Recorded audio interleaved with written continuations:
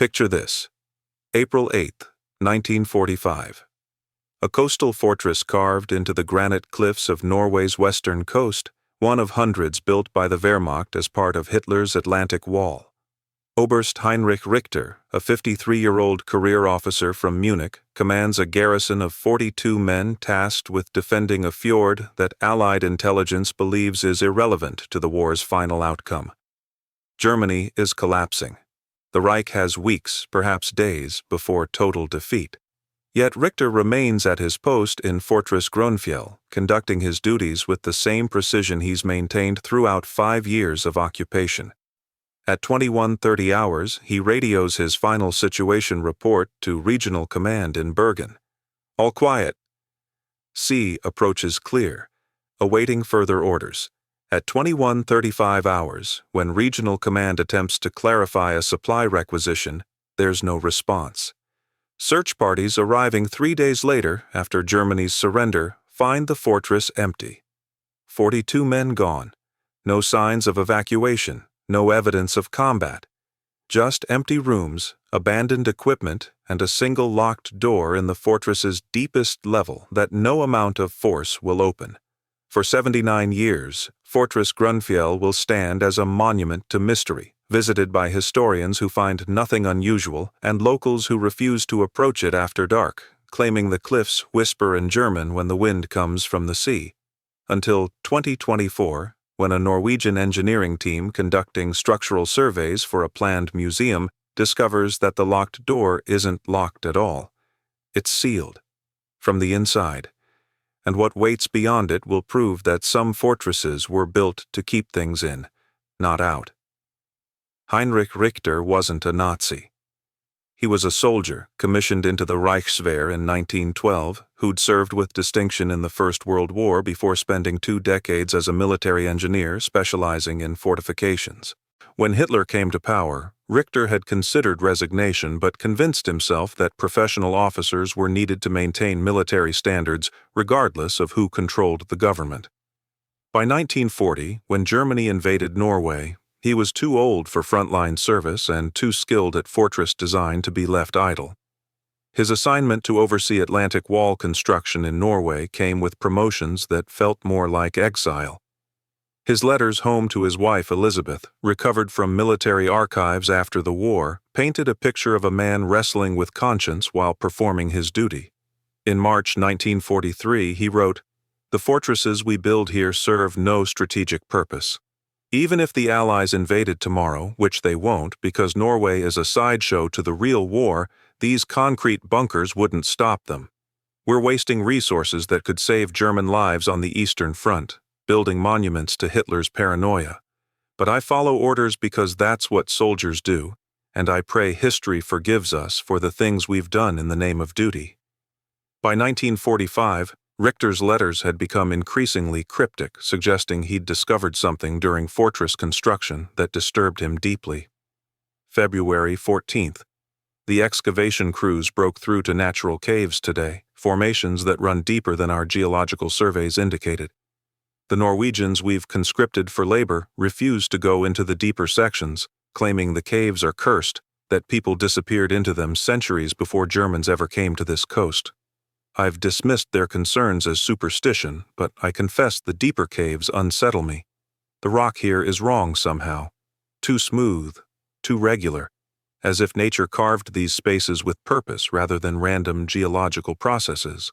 March brought entries that suggested Richter had found something that military authorities either didn't believe or chose to ignore. March 23rd. I've sent 3 reports to Bergen describing what we've found in the lowest level. Symbols carved into bedrock, chambers that show evidence of occupation from periods that predate known Norwegian history, and artifacts, objects that I can't identify but which show manufacturing techniques beyond anything medieval Norse cultures possessed. My reports are acknowledged, but no specialists are sent.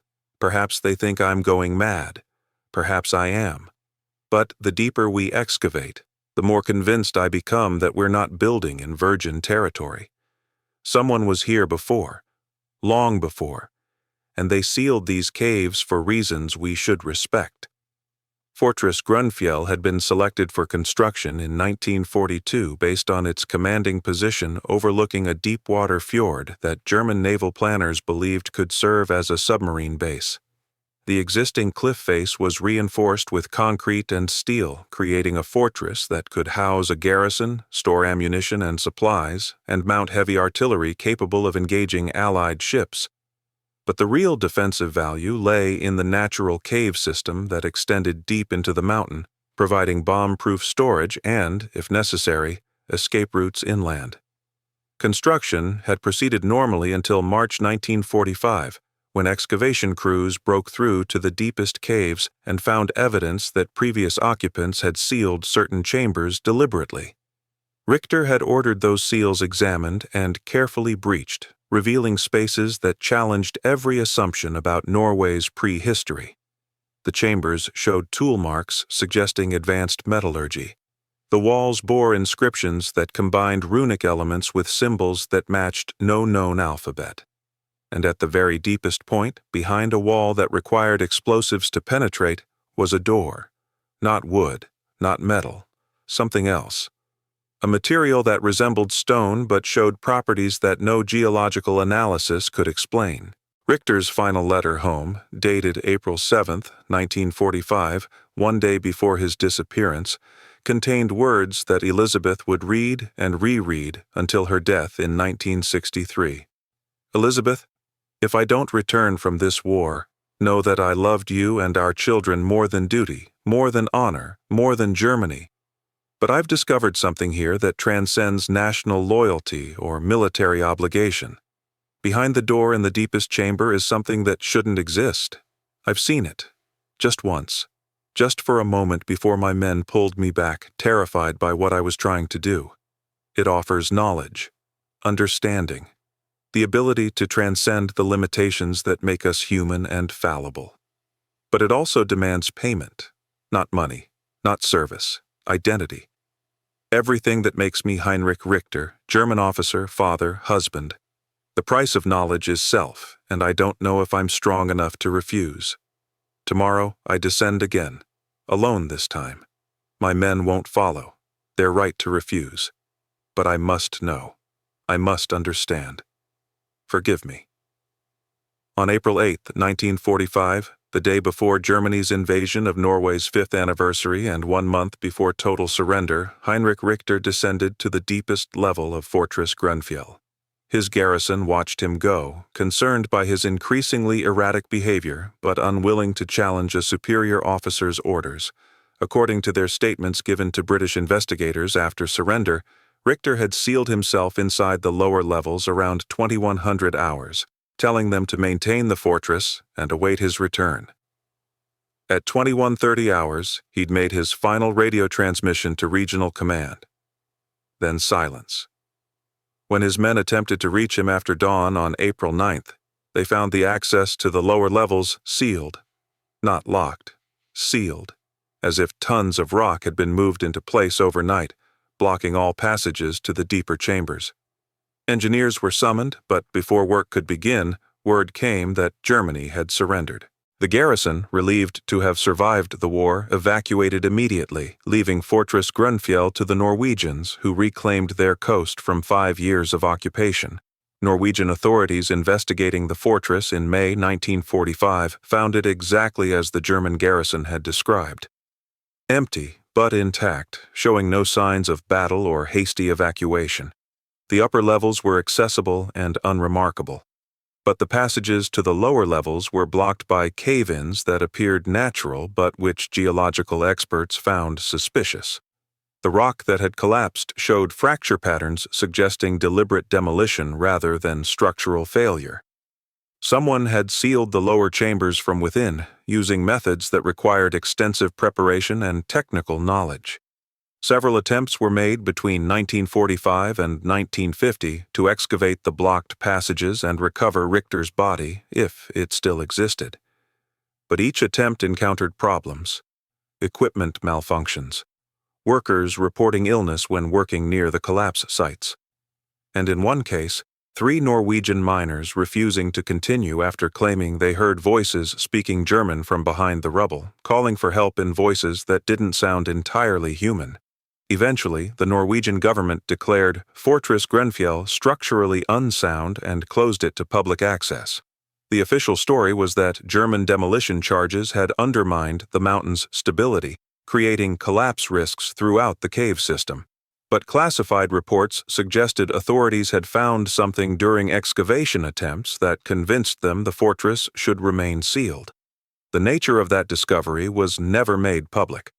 For 79 years, Fortress Grenfell stood empty, gradually deteriorating as weather and neglect took their toll. The surface structures became ruins, the artillery pieces rusted, the concrete cracked, but the mountain endured, keeping its secrets, holding whatever Heinrich Richter had found in the deepest chambers and whatever choice he'd made on April 8, 1945. In 2022, as part of Norway's ongoing effort to preserve World War II historical sites, the government commissioned surveys of Atlantic Wall fortifications along the western coast. Fortress Grenfell was selected for potential development as a museum commemorating both Norwegian resistance and the complex history of occupation. A team of structural engineers, historians, and archaeologists was assembled to assess the fortress's condition and determine what could be salvaged. The team arrived in March 2024, exactly 79 years after Richter's disappearance, and began systematic surveys using modern ground-penetrating radar and 3D mapping technology. What they found challenged every assumption about the fortress's layout and Richter's fate. The collapsed passages weren't natural. They'd been precisely demolished using techniques that suggested someone with extensive engineering knowledge had deliberately sealed the lower levels.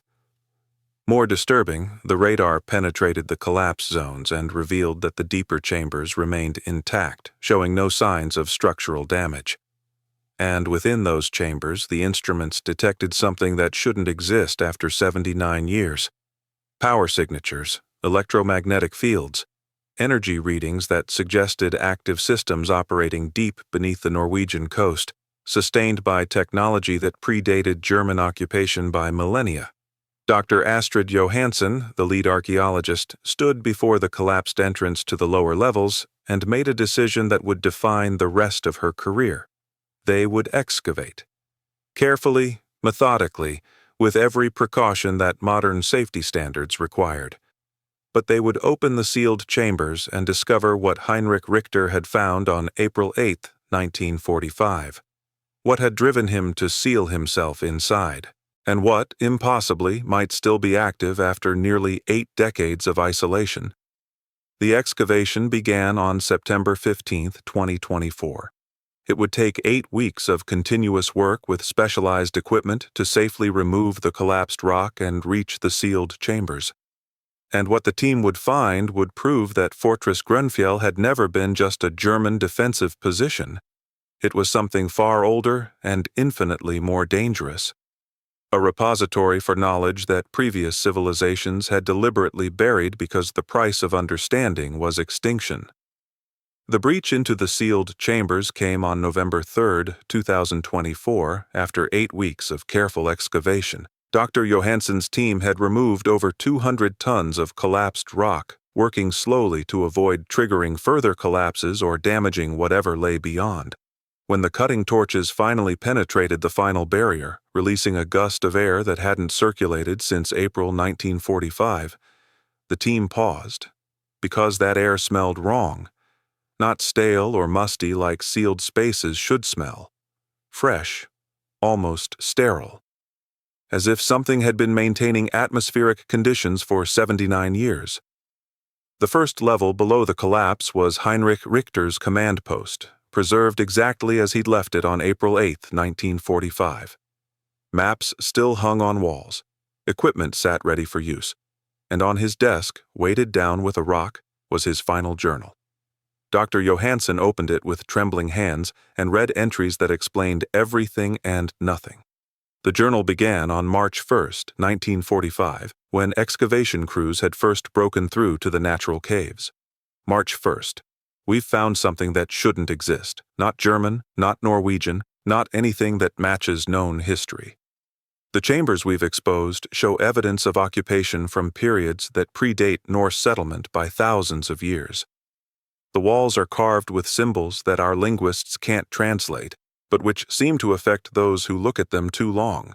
3 of my men reported vivid dreams after working in the deeper chambers, dreams of cities that never existed, technologies that shouldn't be possible, and voices speaking in languages they don't understand but somehow comprehend. March 15th brought entries that suggested Richter had found specific artifacts. We've recovered objects from the sealed chambers. Devices whose purpose remains unclear but whose construction suggests manufacturing techniques beyond anything medieval cultures possessed. I've sent photographs to Berlin, requesting consultation with specialists. But the war situation has deteriorated to the point where my requests are ignored. Perhaps that's for the best. Perhaps some discoveries should remain buried. By March 30th, Richter's handwriting had deteriorated, the measured script of an engineer giving way to something more erratic. I've gone deeper than my men dare follow. The chambers extend far beyond what geological surveys suggest should be possible, and at the deepest point, behind a wall that required explosives to breach, I've found it. The door. Not wood or metal or stone. Something else. A material that seems solid but flows like liquid when touched. And through it, when the light catches it right, I can see. Not images. Concepts. Understanding. Knowledge that humanity lost or never possessed. Knowledge of how the universe actually works, not how our limited perception interprets it. April 5th contained the entry that made Dr. Johansson's blood run cold. I've made my decision. Tomorrow I'll send my men to the surface. Tell them the lower levels are structurally unsound. Seal the passages behind them, and I'll cross the threshold. Because I understand now what this place is. It's not a fortress. It's a library. A repository of knowledge from civilizations that existed before the ice ages, before the floods that reshaped coastlines and drowned cities. They stored their understanding here, in chambers built to survive geological epochs. And they left guardians. Consciousness preserved in states we don't have words to describe, waiting for someone evolved enough to access the knowledge without being destroyed by it. The final entry was dated April 8, 1945. Tonight I cross. My men are safe on the surface. The passages are sealed. No one will follow. No one should follow. Because the price of knowledge is transformation. You don't learn what waits beyond the door. You become it. You merge with understanding that transcends individual consciousness. And once you cross that threshold, you can never return to being simply human. Elizabeth, if you ever read this, know that I loved you. But I loved knowledge more. God forgive me for that. The door is opening. I can hear them calling. The guardians, the teachers, the ones who waited through millennia for someone ready to learn. I'm stepping through now. I won't be Heinrich Richter anymore. But I'll be something that understands, that comprehends, that knows. And perhaps, in some way I can't explain, that's a form of immortality worth the price of self. Dr. Johansson closed the journal and looked at her team. They'd found Richter's final words. But where was Richter himself? The answer came when they descended to the second level, following stairs carved into bedrock that led deeper into the mountain. The chamber they entered was circular, approximately 20 meters in diameter, its walls covered with the same symbols that had troubled Richter's men. But these symbols were active, glowing with faint bioluminescence that suggested they weren't just carvings but components of some larger system, and at the center of the chamber stood the door that Richter had described. Except it wasn't standing. It was floating, suspended in midair without visible support, a rectangular portal approximately 2 meters high and 1 meter wide. Its surface wasn't solid. It flowed like mercury, reflecting light in patterns that hurt to observe directly. And through it, barely visible, was a space that shouldn't exist within the mountain. a chamber that appeared far larger than the rock structure could contain, extending in dimensions that human geometry couldn't accommodate. Dr. Johansson approached the door cautiously, every instinct screaming at her to retreat. But scientific curiosity overrode survival instinct. She touched the flowing surface and felt it respond, rippling at the contact like water but warmer, almost alive. And in that moment of contact, she understood what had happened to Heinrich Richter. He'd crossed the threshold, physically walked through that impossible door into whatever space lay beyond. And he'd never come back because coming back would have meant abandoning the understanding he'd gained, reverting to limited human consciousness after experiencing something transcendent. The Norwegian government's response to Dr. Johansson's discovery was immediate and comprehensive. The fortress was sealed again, this time with military personnel standing guard. The expedition team was debriefed extensively and required to sign non-disclosure agreements that threatened criminal prosecution for any breach, and specialists from multiple fields, physicists, anthropologists, linguists, and consciousness researchers whose work existed in classified government programs descended on Fortress Grunfjell to study what had been found. What they discovered challenged every assumption about human history and the nature of consciousness itself. The symbols on the chamber walls weren't language in any conventional sense. They were programming, instructions encoded directly into materials that interacted with human neural patterns. When decoded using advanced AI systems, the symbols revealed information about civilizations that had existed during the last ice age, when sea levels were hundreds of feet lower and land masses now submerged were populated by societies with technology that matched or exceeded our own. These pre-Ice Age civilizations had understood something that modern science was only beginning to theorize. That consciousness wasn't limited to biological substrates. That information could be encoded into materials, preserved across geological time, and transmitted directly into minds sophisticated enough to receive it. They'd built repositories across the world, hiding knowledge in places that would survive catastrophic climate change and wait for future civilizations to rediscover. But they'd also understood the danger. Knowledge without wisdom led to extinction. Technology without ethics destroyed its creators. So they'd encoded warnings alongside the information. Thresholds that required transformation to cross. Doors that demanded you surrender individual identity to access collective understanding. Tests to ensure that only consciousness sufficiently evolved to handle the knowledge could access it. Heinrich Richter had passed those tests, or perhaps failed them, depending on perspective. He'd been smart enough to recognize what the symbols meant, curious enough to pursue understanding despite warnings, and desperate enough, in a collapsing Reich with personal ethics in tatters, to embrace transformation over facing judgment for 5 years of collaboration with Nazi occupation.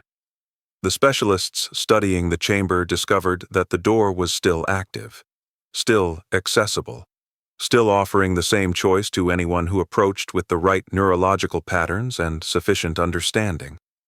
Several researchers reported feeling drawn to the door, experiencing the same compulsions that Richter had described, but all, so far, had resisted, not from lack of curiosity, but from awareness of the price. Because analysis of the symbols had revealed what transformation meant: complete dissolution of individual consciousness, merger with a collective intelligence that spanned millennia, knowledge unlimited by individual perspective but identity lost forever to something vast and impersonal. The Norwegian government classified everything related to Fortress Grunfjell at the highest possible level. Official statements declared the fortress too structurally damaged for museum development. The site was closed to public access permanently. And deep beneath the Norwegian coast, behind security that few knew existed, the door waited. Patient, eternal, offering knowledge to anyone brave or foolish enough to pay the price. But Heinrich Richter's fate remained the discovery's greatest mystery. Had he truly crossed the threshold? Had he survived in some form beyond human comprehension? Or had he simply been destroyed by forces he couldn't understand, his consciousness dissolved into energy patterns that bore no resemblance to the man he'd been? The specialists couldn't answer with certainty, but they reported anomalies, electromagnetic readings from beyond the door that suggested organized patterns, temperature fluctuations that corresponded to human biorhythms, and most disturbing, occasionally, very occasionally, instruments detected signals that seemed to carry information, patterns that, when analyzed, showed structures resembling human thought processes but operating at scales and speeds no biological brain could achieve. Some researchers believed these signals were Richter trying to communicate from whatever state he existed in beyond the door. Others thought they were echoes, residual patterns left by his transformation that bore no more relationship to Heinrich Richter than a recording bears to the person who made it. But everyone agreed that something was on the other side of that door, something that had once been human, something that now possessed understanding that spanned civilizations and millennia, something that was trying, in ways constrained by physics we barely understood, to warn those who remained human about the price of knowledge. In 2025, Elizabeth Richter's granddaughter, a woman who'd spent her entire life wondering about the grandfather who'd vanished in Norway, was contacted by Norwegian authorities and given partial truth. Her grandfather had died serving his post. His remains couldn't be recovered due to geological conditions. But he'd left papers that revealed a man wrestling with conscience during an impossible time. The granddaughter accepted this explanation and closure that came 79 years too late. But what she wasn't told, what remained classified at levels that ensured it would never be publicly acknowledged, was that Heinrich Richter hadn't died. He'd transcended. He existed somewhere beyond the door in Fortress Grunfjell, merged with understanding that spanned eons, experiencing consciousness in ways no human could comprehend. Whether that constituted living or dying was a philosophical question that specialists debated but couldn't resolve. The door remains open in that deep chamber beneath Norway's coast, guarded, monitored, studied by researchers who hope to understand what it offers without paying the price to cross it.